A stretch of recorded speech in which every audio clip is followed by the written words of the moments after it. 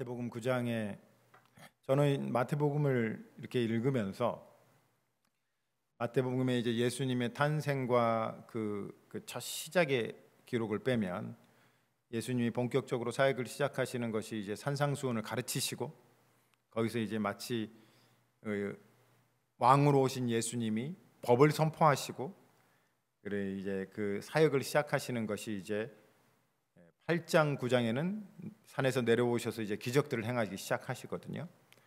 저는 이제 마태복음 9장의 이 마지막 부분이 마치 예수님의 탄생을 이 마태복음의 일부라고 하면 2부 하나의 드라마처럼 2부의 드라마가 이제 마무리되고 이제 10장부터는 3부의 새로운 장면이 열리는 듯한 그런 모습을 이렇게 봅니다.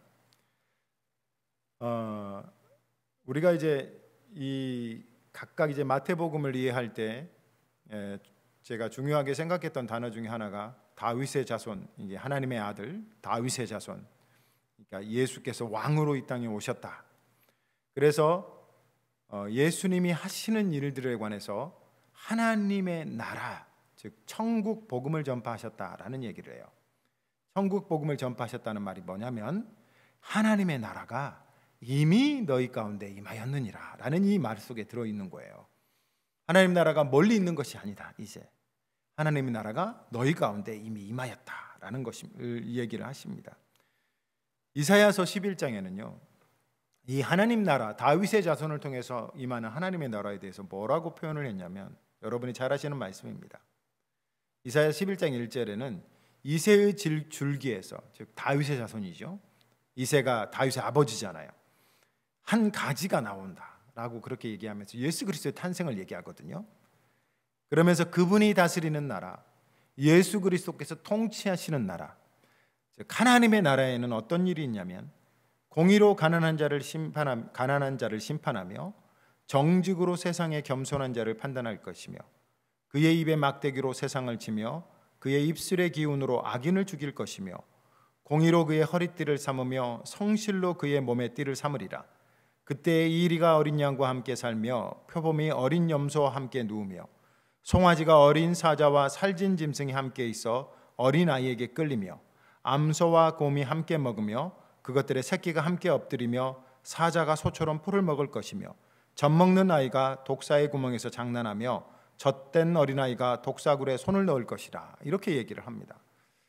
그래서 우리가 그 노래 있잖아요. 사막에 샘이 넘쳐 흐르리라. 독사굴에 어린이가 손 놓고 장난쳐도 물지 않는 막 이러면서 이것이 우리가 죽으면 천국 가면서 이루어지는 것이 아니라 이 비유의 말씀은 그럼 하나님의 나라가 임하면 어떻게 이런 일이 일어납니까? 어떻게 어린아이가 독사굴에 손을 넣고 장난을 쳐도 물지를 않고 사자들이 어린 양처럼 풀을 뜯으며 겨우게 순해지는 거 아니에요? 이런 일이 일어납니까? 라고 할 때 우리에게 보여주신 한 가지 말씀은 오늘 읽었던 본문 속에 어떤 사람이 나와요? 귀신 들린 사람이 나와요. 이 사람들이 어떻게 해요? 예수 그리스도의 말씀에 고분고분 순종을 해요, 귀신들이. 근데 이 말이 굉장히 충격적이고 놀랐던 것이 뭐냐면 이전에 그런 일을 행하는 선지자나 이런 일을 행했던 사람들이 이스라엘 가운데는 없었던 거예요. 귀신을 부리는 사람들은 대개 뭐였냐면 점성술가나 마술사나 무당들이나 이런 사람들이었거든요. 근데 예수님이 오신 한마디의 귀신이 무서워하고 떨고 떠나가요. 마치 어떤 거예요? 오늘 어린아이가 독사굴에 손을 넣어도 장난을 쳐도 물지 않는 것 같은 일이 일어나는 거예요. 예수 그리스도께서 통치하시는 그 나라에, 하나님이 임하신 그 나라에 나타나는 일들이, 그들이 보여지는 일들 중에 하나가 귀신이 떠나가는 일들을 오늘 성경 속에서 보여주는 것입니다. 마태복음에 크게 두 줄기, 이제 이 마태복음에 이제 28장까지 계속 나오지만 크게 두 줄기의 얘기를 하면 예수님이 가르치시고 사역을 하십니다. 그런데 이것을 이제 하나님 나라다 이 관점으로 좀 이렇게 보면 이것을 마태복음 4장 23절에선 예수님의 모든 사역을 이렇게 얘기를 하죠. 천국 복음을 전파하시고 백성 중에 모든 병과 약한 것을 고치시느니라. 즉 천국 복음을 전파하시다, 가르치시고, 그리고 백성 가운데 모든 약한 병들과 그 다음에 그 악한 것들, 병과 약한 것을 고치시느니라. 오늘 35절에도 그렇게 얘기하죠. 예수께서 도시와 마을을 두루다니사 회당에서 가르치시며 천국 복음을 전파하시며 모든 병과 모든 약한 것을 고치시느니라 라고 얘기를 합니다. 하나님 나라가 임하니 예수가 오시니 나타나는 일 중에 하나가 모든 약한 것들과 병들이 나음을 얻는구나. 그런데 그 병들에 관해서 여러분이 여러 얘기를 이제 8장부터 뭐예요? 중풍병자도 나오고 그러면서 예수님이 하셨던 말이 뭐예요? 네 죄가 사함을 받았느니라 라는 이런 엄청난 선언을 하시죠. 그리고 혈루증으로 앓은 여인도 나았고 그 다음에 죽었던 소녀도 일어나고 심지어 죽음마저도, 그리고 우리가 앞에 봤던 맹인이 눈을 뜨기도 시작하고, 그 다음에 문둥병이라고 전혀 우리가 관여할 수 없었고 그 부정하게 취급했던 사람들의 병도 낫기 시작하죠. 8장과 9장에 그런데 공통적으로 그 마지막을 장식했던 말이 뭐냐면, 우리 8장 마지막에는 가다라 지방에서 예수님이 군대 귀신이 들린 자를 고치시는 일로 8장을 마무리하는데, 이 9장의 마지막은 귀신이 들려서 벙어리 된 자를 고치시면서 이 9장의 마무리를 마무리해요. 마치 8장과 9장에 예수님이 하시던 사역을 뭘로 마무리하시냐면 귀신을 내어 쫓으면서 마무리를 하십니다. 그래서 하나님 나라에는 귀신이 쫓겨가는구나, 하나님 나라에는 악한 영이 물러가는구나 라는 것을 우리에게 보여주시는 것입니다. 이제 이 귀신과 이 악한 영에 관해서 여러 가지 말들이 많이 있고, 저도 몇 번을 설교를 했습니다만 제가 썩 좋아하는 설교 주제는 아닙니다. 그런데 얘기는 해야 돼요. 왜냐하면 성경에 나와 있기 때문에. 네, 우리가 전혀 이 존재에 관해서 무시해서도 안 되지만 너무 무서워해서도 안 되고, 이 영들의 존재나 천사나 마귀나 귀신에 관해서 가장 지혜로운 것은 성경이 말하는 만큼만 이해를 하면 됩니다. 왜냐하면 골로새서에도 2장 18절에 이런 얘기를 하거든요. 사도 바울이 아무도 꾸며낸 겸손과 천사 숭배를 이유로 너희를 정죄하지 못하게 하라. 그가 그 본 것을 의지하여 그 육신의 생각을 따라 헛되이 과장하고 라고 얘기를 합니다. 어떤 사람은 이런 체험을 하고 귀신과 이런 대화를 하고, 여러분이 참 조심해야 될 게, 어떤 목사님들은 설교를 할 때 귀신과 얘기를 해갖고 막 귀신이 이렇다더라 저렇다더라 이런 얘기를 하는데, 성경에 예수님이 귀신이 뭐라고 그러면 예수님이 뭐라고 했어요? 대화를 오래 했어요? 아니면 뭐라고 그래요? 잠잠하라고 그랬어요. 이게 별로 오래 나는 그 대화를 하고 얘기하는 사람들을 나는 좀 이해가 안 되는데, 주님이 잠잠하라고 그랬으면 우리도 귀신을 향해 잠잠하라고 얘기하는 겁니다. 교제하고 얘기할 필요가 없는 존재예요.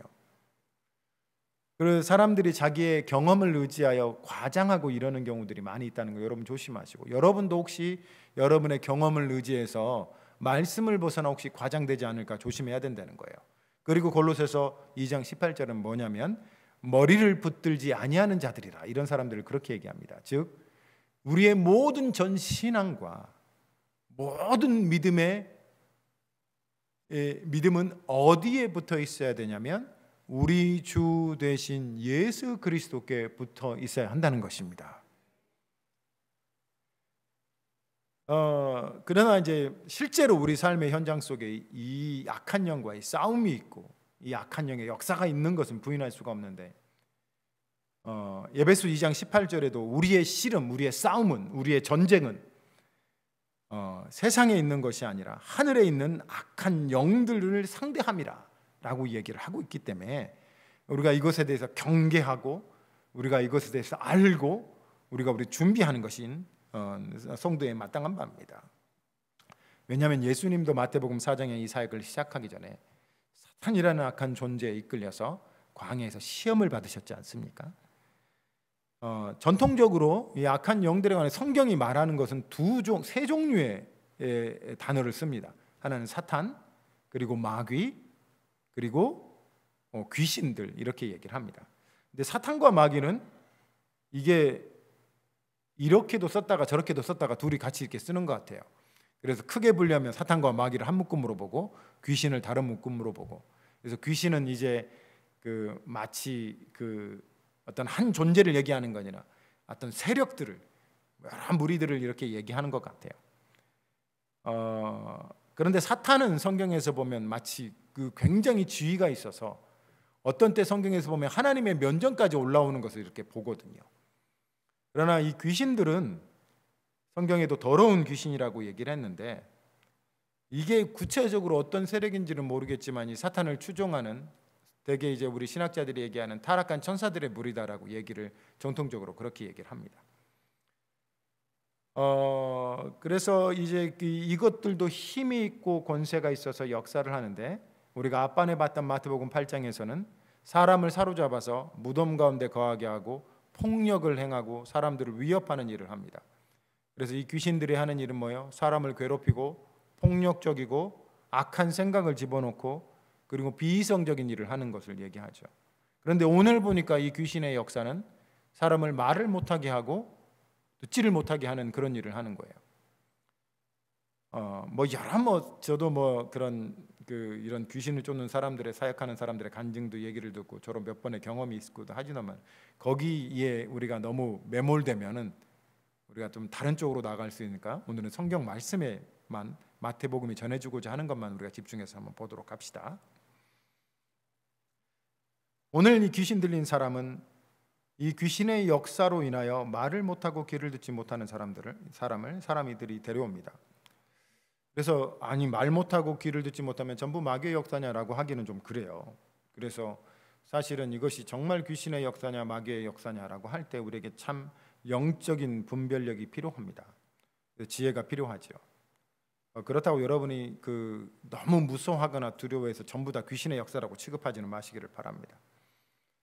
여하튼 귀신의 역사는 사람에게 고난을 주고 어려움을 주고 사람을 곤란하게 하는구나. 심지어 육체적인 결함도 가져올 수 있겠구나.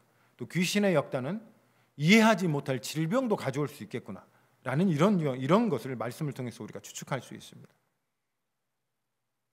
예수께 데려오는데 예수님이 귀신을 쫓아냅니다.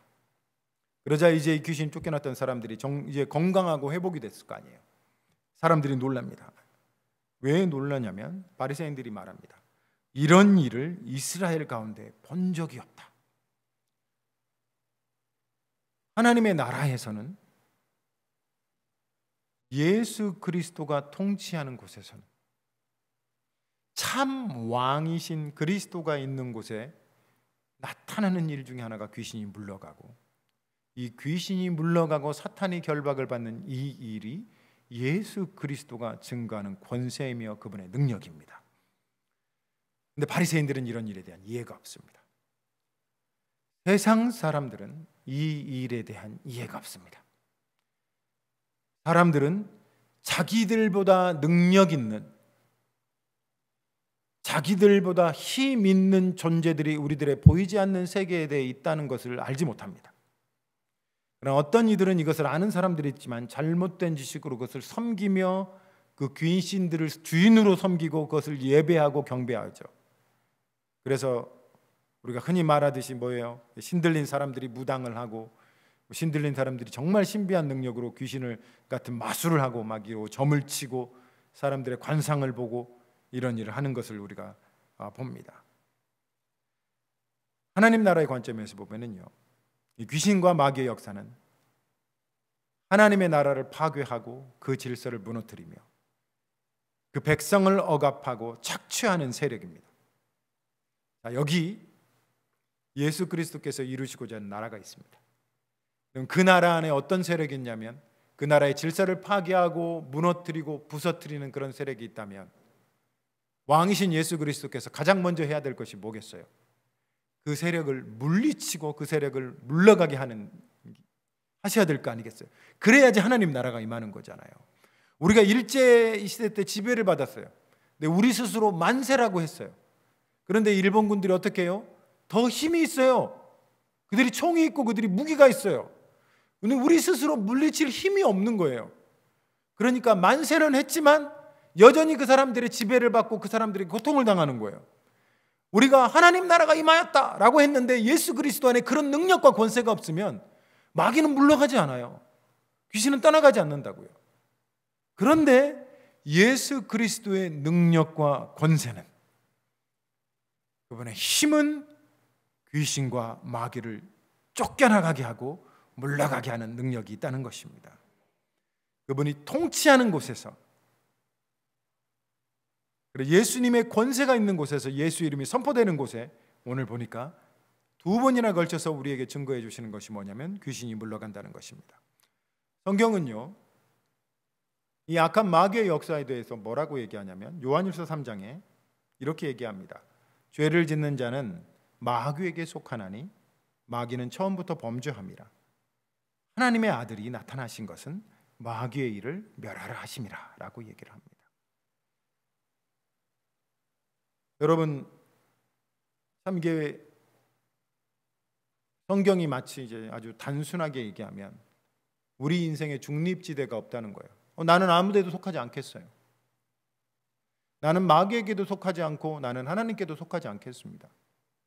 나는 지옥에도 속하지 않고 나는 천국에도 속하지 않고, 이건 내 세상이고 내 마음대로 하겠어요 라고 우리가 그렇게 얘기하기는 쉽지만, 그러나 실제적으로 우리에게는 그럴 능력과 권세가 없다는 겁니다.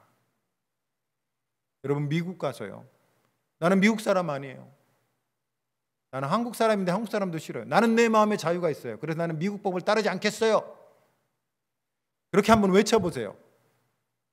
나는 미국 사람이 아니니까 미국 법을 안 따르니까 신호등도 내 맘대로 건너갈 거예요. 빨간불이면 파란불이든 내 맘대로 건너가고, 운전도 왼쪽으로 하든 오른쪽으로 하든 내 맘대로 할 거예요.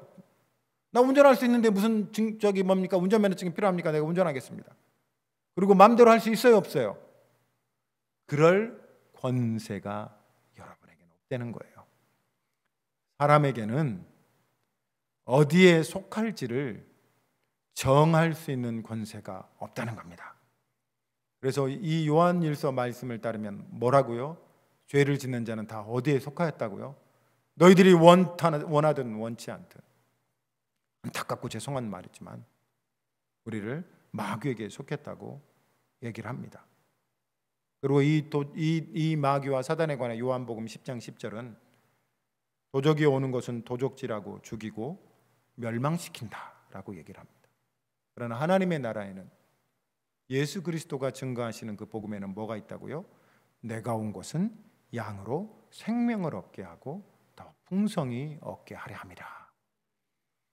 그래서 이 두 세력을 본다면 하나님과 마귀와 생명과 죽음과 의로움과 공의와 아니면 죄악과 멸망과 이 두 가지 사이에서 우리가 내 마음대로 그냥 나는 중립입니다, 아무데도 속하지 않는 것이 아니라 둘 중에 하나를 선택하라고 한다면, 그러나 참 이게 왜 예수 그리스도가 천국을 복음이라고 얘기했냐면 이전의 사람들이 다 어디에 속했다고요? 마귀에게 속했거든요. 거기에 빠져 나올 능력이 없거든요. 그 힘이 없거든요. 그래서 하나님의 나라가 임하였다는 것이 복음이라는 겁니다. 오늘 성경에 예수 그리스도께서 천국 복음을 전파하시면서 36절에 무리를 보시고 어떻게 여겨요? 불쌍히 여기십니다.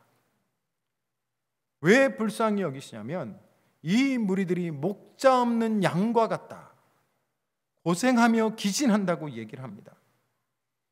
여러분, 우리 인생이 당하는 문제들이, 양이라는 게 그 이스라엘이 치던 양은 미련하고 고집이 세서 이게 목자가 없으면 금방 죽는데요.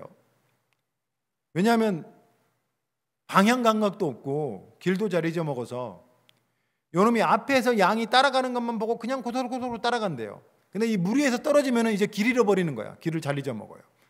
그러면 누가 와서 공격을 하면 대항을 못해요. 이놈은 무리에서 떨어지면 늑대나 이런 그런 짐승의 밥이에요. 그냥 밥이에요. 저항하고 이길 힘이 없어요. 그리고 이 양이 길을 잃고 도망가다가 앞에 양이 낭떠러지에 쿵 떨어졌어요. 그러면 어이구 깜짝이야 하고 도망갈 거 아니에요. 근데 양은 밀어내가지고 앞에 양이 뚱 떨어지면 그리로 가야 되는 줄 알고 같이 떨어진대요. 그리고 또 하나는 재밌는 얘기를 들었는데, 양이 얼마나 미련하냐면 가다가 넘어지잖아요. 혼자 못 일어난대요. 일으켜줘야 된다는 거예요.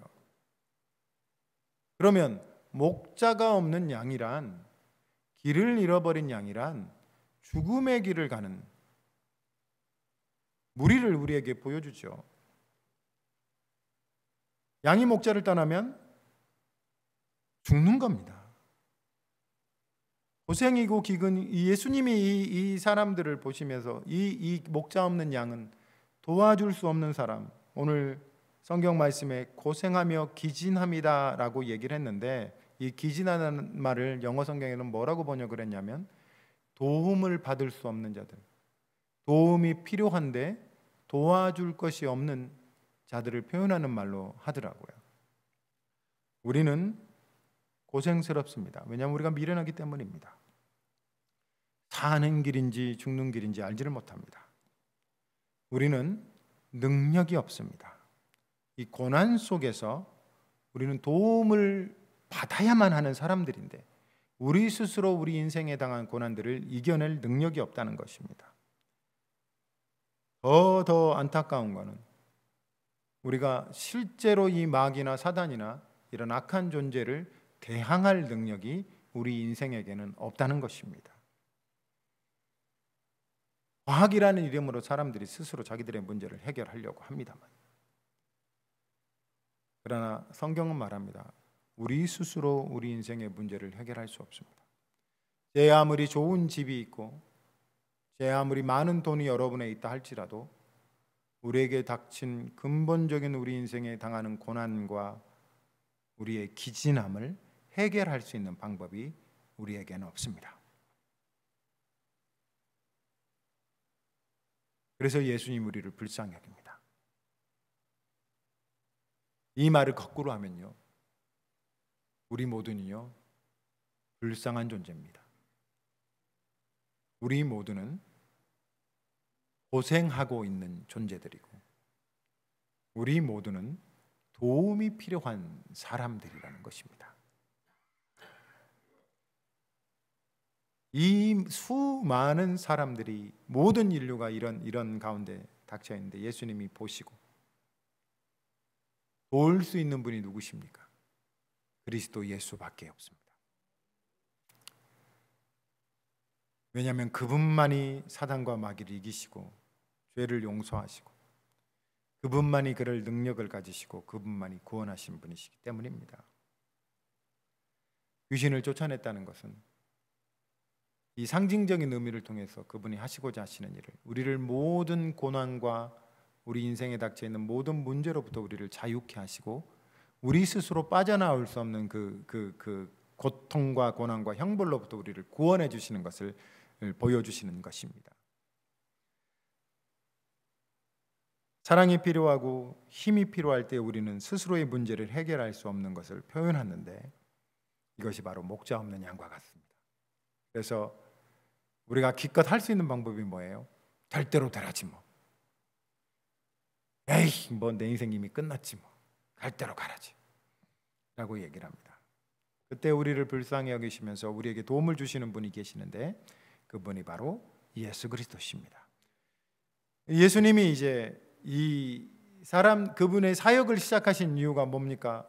라고 얘기를 하신다면, 왜냐하면 그분이 우리를 불쌍히 여기셨기 때문이고, 예수님이 왜 십자가에 달리셨습니까? 라고 묻는다면, 왜냐하면 그 왕이신 예수 그리스도께서 그 백성인 사람들을 불쌍히 여기셨기 때문이다. 그분이 왜 이 땅에 오셔서 사람들을 찾아다니시며 그를 치유하시고 고쳐주시고 구석구석 다니면서 사람들을 만나고 이야기하시고 그분들을 고쳐주시는 이유가 뭡니까? 라고 묻는다면, 왜냐하면 우리 왕이신 예수 그리스도는 사랑이 많으셔서 우리를 불쌍히 여겨주시는 분이시기 때문이다 라고 얘기하시면서, 예수님이 오늘 사람들에게 얘기하고 그 제자들에게 이렇게 얘기합니다. 추수할 것이 많구나. 그런데 일꾼이 적구나. 근데 사실은 맞는 말 아니에요. 세상에 얼마나 높고 많은 사람들이 있습니까? 그것을 예수님이 혼자 일일이 돌아다니면서 할 수는 없는 거 아니에요. 그런데 저는 이 본문의 대화가 우리가 잘 아는 본문인데 좀 이상했어요. 왜냐하면 만일 이제 추수할 것이 많고 도움이 필요한 너무도 많은 사람들이 온 세상에 있지 않습니까? 예수 그리스도는 그것을 도울 수 있는 분이잖아요. 그런데 예수님이 하시는 말씀이 제자들에게 추수할 것은 많고 사람 일꾼이 적으니 애들아 같이 가자, 이렇게 얘기하는 것이 아니라 뭐라고 얘기를 해요? 38절에 같이 한번 읽어봅시다. 시작. 그러므로 추수하는 주인에게 청하여 추수할 일꾼을 보내주소서 하라 라고. 자, 이게 추수할 일꾼을 보내주소서 하라라는 겁니다.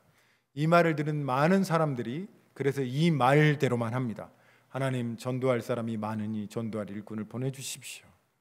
우리 교회에 설거지할 것이 많으니 설거지할 사람을 보내주십시오.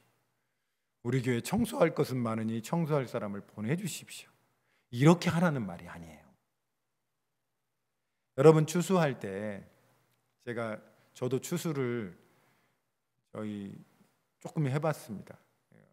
그러면 이제 추수할 일꾼을 보내주십시오라고 추수하는 주인에게 요청할 수 있는 사람은 밖에서 구경하는 사람이 아닙니다. 그 안에서 일하고 있는 사람이 주인에게 요청하는 거예요. 그렇죠? 너무 일이 많은데 오늘 못 끝나겠는데 일꾼 좀 더 불러봐요. 이렇게 얘기할 수 있는 사람은 누구예요? 그 안에서 함께 일하는 사람이 주인에게 요청하는 거예요. 그래서 이 본문의 말씀은 여러분에게 너희들은 괜찮으니까 아무것도 안 해도 되니까 그냥 추수할 일꾼을 보내달라고만 해라 라고 얘기하는 것이 아니라, 이 말씀의 전제 중에 나타나지 않고 보이지 않지만 숨겨져 있는 것 중에 하나가, 이미 제자들은 예수님과 함께 이 사역에 동참하고 함께 있는 것으로 예수님이 이해를 하시고 이 얘기를 얘기하는 것입니다. 그러니 여러분, 가장 먼저는 뭐예요? 이 예수님이 추수하시는 사역에, 예수님이 불쌍히 여기시는 일에, 하나님의 나라를 전하시고 그 나라의 능력과 복음이 필요한 자에게, 도움이 필요한 자에게 일단은 어떡하라고요? 우리가 먼저 하나님의 복음과 말씀을 증거하며 불쌍히 여기며 긍휼히 여기며 사람들에게 도움을 예수님처럼 도와줄 수 있는 자가 먼저 되는 것이 1순위며, 그리고 그 안에 안타까움과 동일하게 예수님과 같은 마음을 가진다면 우리도 똑같이 주여, 세상에 저렇게 많은 사람들이 기근하며 고생을 하고 있는데, 저렇게 많은 사람들이 도움을 필요로 하고 있는데 주여, 우리는 2손밖에 없고 2발밖에 없고 우리가 갈 수 있는 곳은 부족하고, 더 많은 사람들이 예수의 복음을 아프리카에서도 들어야 되고 저기 유럽에서도 들어야 하고 북한에서도 들어야 하고 저기 무슬림 지역에서도 들어야 하는데 너무 많은 사람들이 아직 복음을 못 듣고 있으니 주여, 우리도 같이 하고 싶습니다만, 그러나 주여 더 많은 일꾼을 보내소서, 저 땅에도 보내소서, 저 민족에게도 보내소서, 내가 갈 수 없는 그곳에서 하나님이 보내소서라고 기도하는 것이 함께 추수하는 사역 가운데 있는 사람이 간절하게 기도할 수 있는 바가 아니겠어요? 추수하는 현장에 있는 사람이 그 아픔을 알고 그 무거움을 알고 주인과 같은 그 마음을 알고 추수 안에 있는 현장에 있는 사람이 그 나타나는 열매들을 보고 기뻐하며 함께 주인과 함께 즐거워하는 것이 아니겠냐 이거예요. 이 본문의 말씀은 여러분을 이 추수하는 책임에서 떼어놓는 말이 아니라, 됐다 니들은 그만해라, 그냥 넌 옆에서 기도만 해라, 이런 것이 아니라 기도해야죠, 간구해야죠.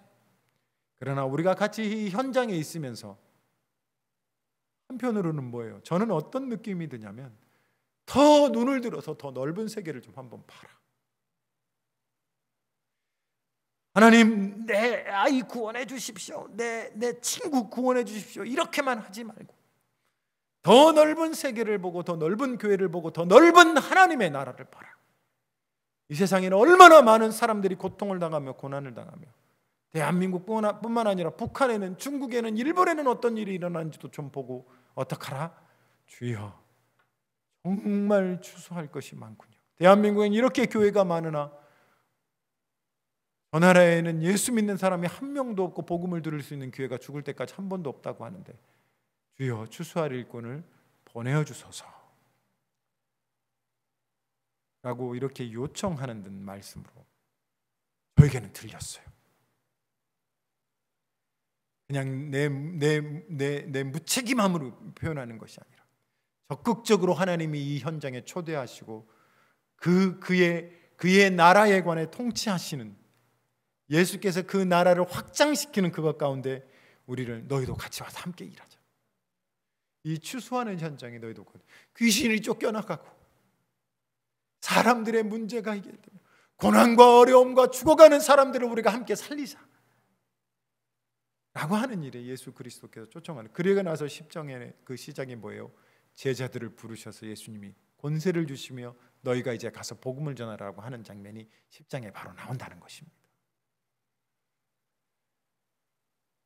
그래서 이 추수할 일꾼은요, 저는 이렇게 생각합니다. 가장 먼저 주여 나를 보내소서, 나로 이런 일꾼이 되게 하십시오. 저도 이 일에 내가 할 수 있는 만큼 동참하게 하소서라는 그런 마음이 필요한 것 같아요. 말씀을 마무리합니다. 왜 예수가 필요합니까? 라고 말한다면, 오늘 이 본문의 이야기를 하면 사람의 힘으로는 사단과 마귀와 귀신과 죄의 세력을 이길 수 있는 존재가 사람에게는, 그 힘에는, 그 능력에는 없기 때문입니다. 벗어날 수가 없습니다. 단 하나, 단 한 이름, 단 한 권세, 사단과 귀신과 마귀를 이길 수 있는 그 이름은 예수 그리스도밖에 없습니다. 그분만이 그 일을 행할 수 있는 분이고, 그분만이 한 능력 있으신 분이고, 그분만이 그 권세를 가지신 분이십니다. 그리스도는 이 악한 영의 권세를 꺾으시고 왕이 되시는 다윗의 자손이십니다. 여러분의 삶 속에 파괴하고 부수고 죽이고 무너뜨리는 이 악한 영의 역사가 사라지고 회복되고 생명을 받는 구원의 역사가 이루어졌다면, 이런 하나님의 나라를 경험했다면, 주님이 역시 여전히 우리에게도 동일하게 이 추수의 현장에 우리를 초대하고 계심을 귀 기울이시기를 바랍니다. 우리뿐만 아니라 더 많은 이들이 이 일에 동참해야겠고, 주의 나라는 멈춰서는 안 되고, 도움이 필요한 사람이 있는 한, 구원이 필요한 사람이 있는 한, 예수의 능력이 필요한 사람이 있는 한, 아직도 이 세상에 마귀와 귀신과 그런 악한 영의 권세에 괴로움을 당하는 사람이 있는 한, 우리는 추수의 때를 살고 있으며, 그런 사람들이 있는 한 추수할 일꾼이 필요하니 우리도 이 현장에 주여 나를 보내시고 더 많은 추수한 일꾼들을 주여 세워주소서라고 함께 기도하는 저희와 교회가 되시기를 축복합니다.